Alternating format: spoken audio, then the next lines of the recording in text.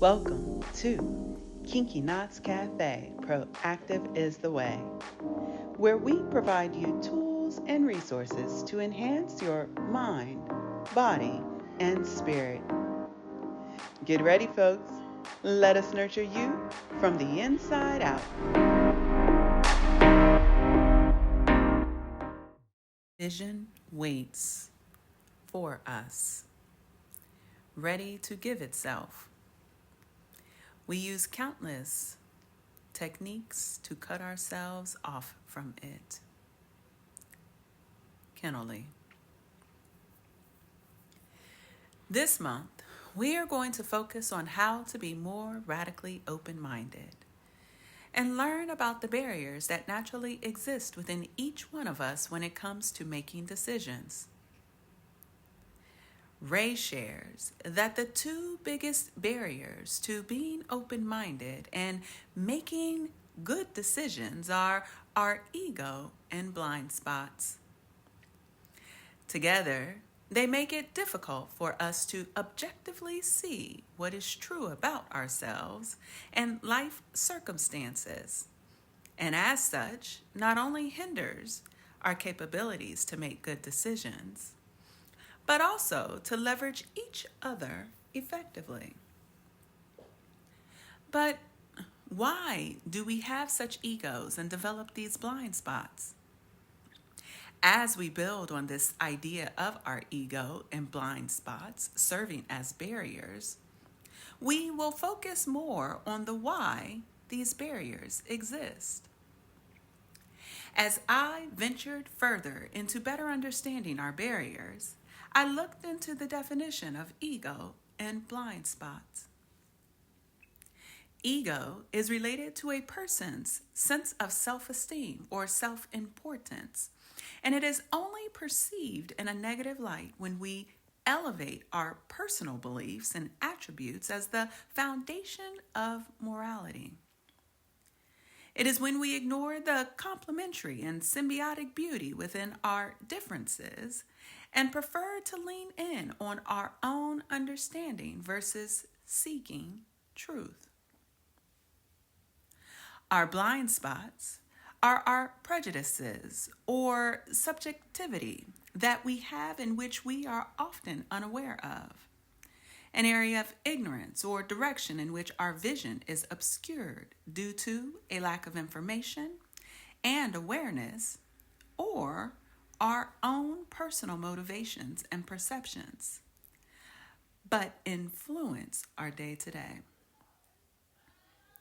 When we tend to ignore and focus on leaning on our own understanding, I kept asking myself, but why?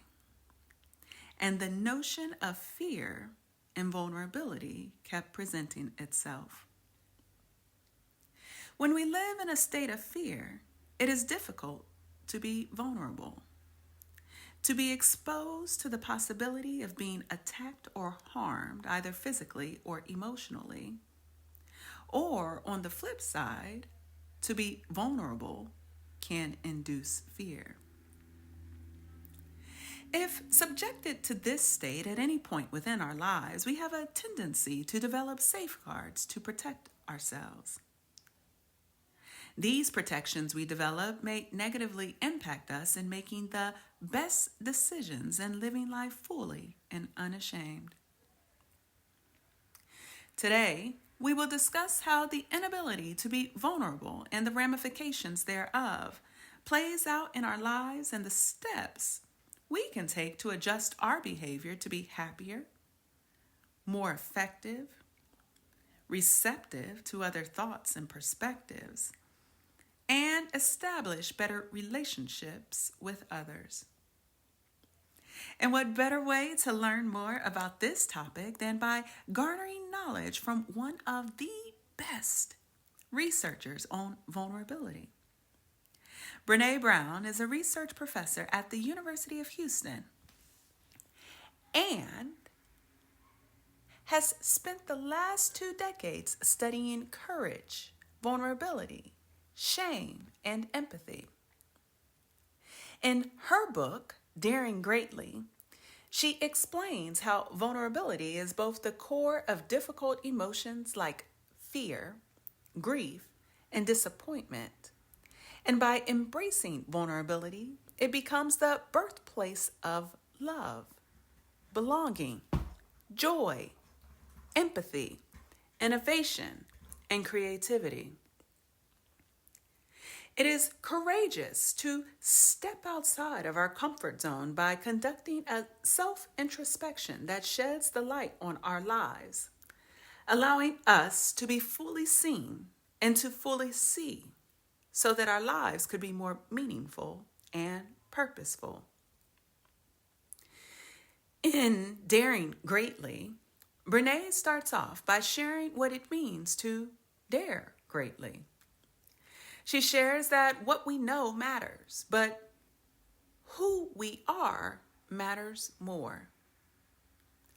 Being, rather than knowing, requires showing up and letting ourselves be seen. It requires us to dare greatly, to be vulnerable. She states that vulnerability is not weakness, and the uncertainty, risk, and emotional exposure we face every day are not optional. Our only choice is a question of engagement. Our willingness to own and engage with our vulnerability determines the depth of our courage and the clarity of our purpose. And the level to which we protect ourselves from being vulnerable is a measure of our fear and disconnection. In this book, you will learn about what drives our fear of being vulnerable. How are we protecting ourselves from vulnerability? What price are we paying when we shut down and disengage? How do we own and engage with vulnerability so we can start transforming the way we live, love, parent, and lead? In this book, the first step in better understanding examined our culture. Brene believes that we live in a culture of scarcity and narcissistic mindset. And in looking at these two behaviors through the vulnerability lens, shame-based fear of being labeled as ordinary and unworthy is detrimental to the healing that needs to occur for systemic change and growth. To help us overcome these cultural stigmas, she guides us through debunking the vulnerability myths. Myth number 1, vulnerability is weakness. Vulnerability is the core of all emotions and feelings. To feel is to be vulnerable. To believe vulnerability is weakness is to believe that feeling is weakness. To foreclose on our emotional life out of a fear that the cost will be too high is to walk away from the very thing that gives purpose and meaning to living. And if we want to reclaim the essential emotional part of our lives and reignite our passion and purpose, we have to learn how to own and engage with our vulnerability and how to feel the emotions that come with it. Myth number 2, claiming that you don't do vulnerability. In her words, we can't opt out of the uncertainty, risk, and emotional exposure that's woven through our daily experiences. Life is vulnerable. And when we pretend that we can avoid vulnerability, we engage in behaviors that are often inconsistent with who we want to be. Experiencing vulnerability isn't a choice. The only choice we have is how we are going to respond when we are confronted with uncertainty, risk, and emotional exposure. Myth number 3, Vulnerability is letting it all hang out. Vulnerability is about sharing our feelings and our experiences with people who have earned the right to hear them. Being vulnerable and open is mutual and an integral part of the trust-building process. When we learn to share appropriately and with boundaries, it means sharing with people whom we've developed relationships with that can bear the weight of our story. The result of this mutually respectful vulnerability is increased connection, trust, and engagement. Myth number 4, we can go it alone. We simply can't learn to be more vulnerable and courageous on our own. Sometimes our first and greatest dare is asking for support. I really love the fact that she debunked this myth and encourage you to listen to her TED Talk to learn about the folks she enlisted to help her through her struggles with vulnerability. As we move forward, Brene takes us through our own training in which she dubbed Gremlin Ninja Warrior Training to explore the darkness of vulnerability and discover the infinite power of our light. She provides us tools and resources to embrace our vulnerability by practicing shame resilience. Brene highlights that shame derives its power from being unspeakable. And if we cultivate enough awareness about shame to name it and speak to it, it possesses no power. Shame hates having words wrapped around it. And if we speak shame, it begins to wither. And just the way exposure to light was deadly for the gremlins, language and story bring light to shame and destroy it. She highlights shame from a man's perspective and shame from a woman's perspective. But I really enjoyed the perspective on shame and innovation by Peter Sheehan, an author, speaker, and CEO of Change Labs. Change Labs is a global consultancy building and delivering large-scale behavioral change projects for clients such as Apple and IBM on shame. As he discussed the killer of innovation, Peter shares, the secret killer of innovation is shame. You can't measure it, but it is there. And every time someone holds back on a new idea, fails to give their manager much needed feedback, and is afraid to speak up in front of a client, you can be sure shame played a part. That deep fear we all have of being wrong, of being belittled, and of feeling less than is what stops us taking the very risks required to move our companies, our organizations forward. And if you want a culture of creativity and innovation where sensible risks are embraced on both a market and individual level, start by developing the ability of managers, leaders, clergy, and the likes to cultivate an openness to vulnerability on their teams and within their organization. Brilliant. Brilliant. So, how do we protect or shield ourselves from vulnerability? We don't. We dare greatly. And we dare greatly by stopping, no longer foreboding joy, and learn to practice gratitude. We let go of perfectionism and appreciate the beauty of cracks. We steer clear of numbing, because in our attempts to numb the darkness, we numb the light, dulling our experiences of love, joy, belonging, creativity, and empathy.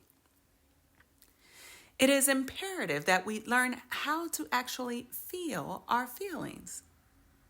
Staying mindful about numbing behaviors and learning how to lean into the discomfort of hard emotions is critical.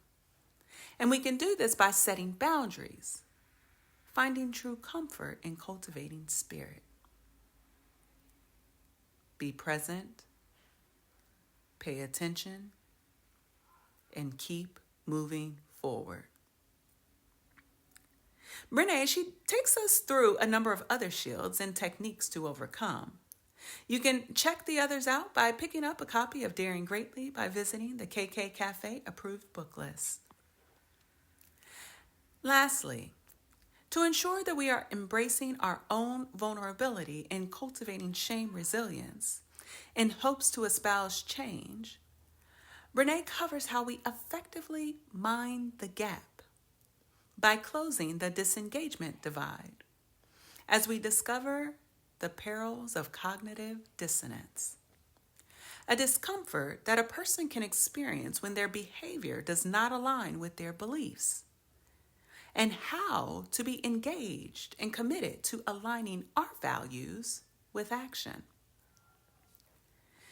The information in this book truly helped me to better understand myself and natural inclinations that espoused open-mindedness or hindered my ability to be receptive to other thoughts and ideologies. And while I may not agree or ever act, it permitted me the ability to refrain from judging, to condemn.